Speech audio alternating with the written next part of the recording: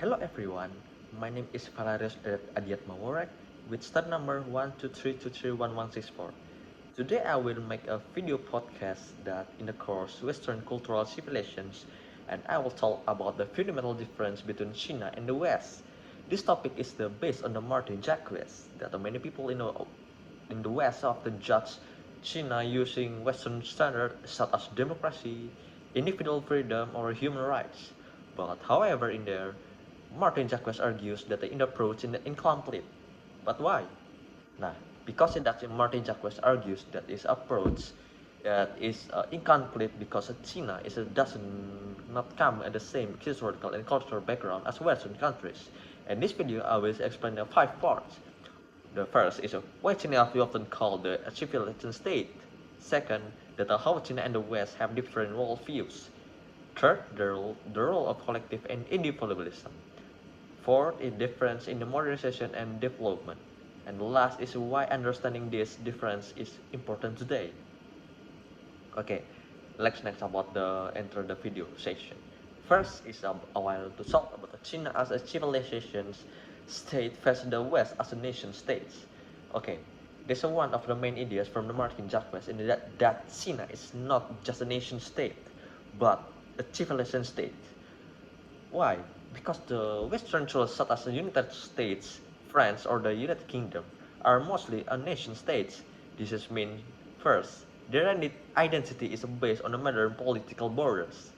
Second is there are shaped by constitutions, laws, and the political institutions. Third, their history as modern states is relatively short, usually a few hundred years. China is very different because China has a continuous civilization that's more than 3,000 years old. Its language, philosophy, culture, and values have developed over thousands of years and still influence modern society today. Because of this, Chinese doesn't identity not only political, but civilizational.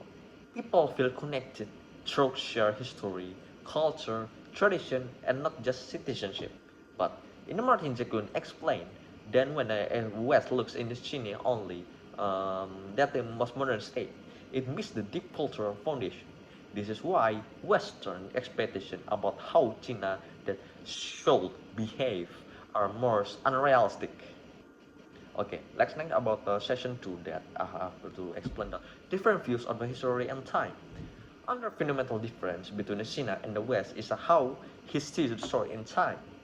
Western societies often think in the short or medium time frames that like first election cycles or second is a political terms and the third is short economic growth.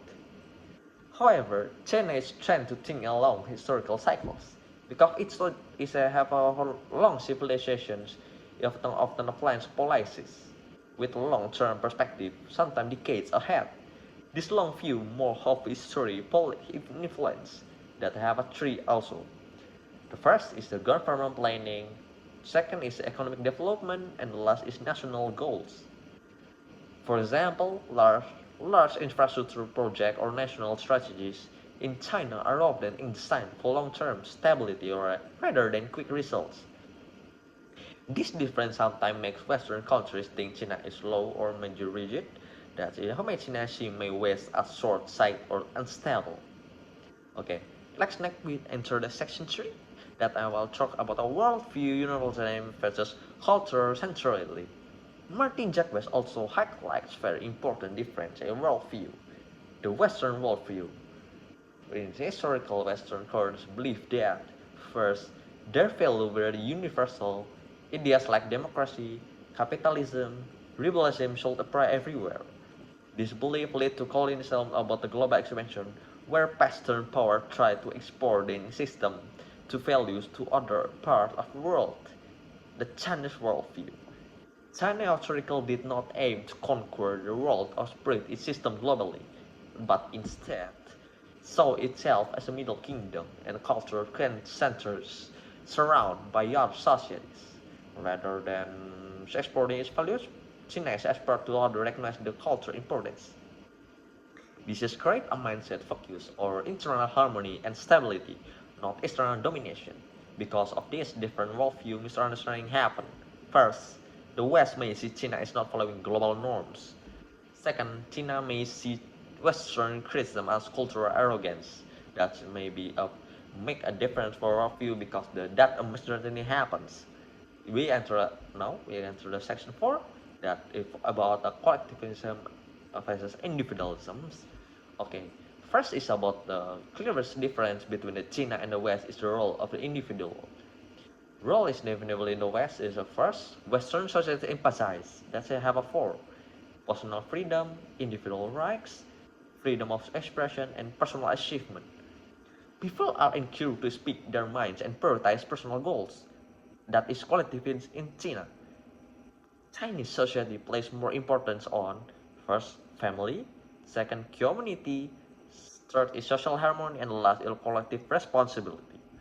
This idea comes strongly from Confucian philosophy, which teaches respect for elders, loyalty, and harmony in relationships. This does not mean Chinese people lack individuality, but it means individual interests are often balanced with social stability. Because of this difference, they have two reasons over this. First, Western society may see China as restrictive, and the second, China may see the West society fragmented. Both systems maybe have strengths and weaknesses, so depend on the perspective. Okay, next about section 5 about the governance and social stability. Another key difference lies about how societies maintain order and legitimacy. First is Western countries often rely on, like maybe elections, political combinations, and public debate.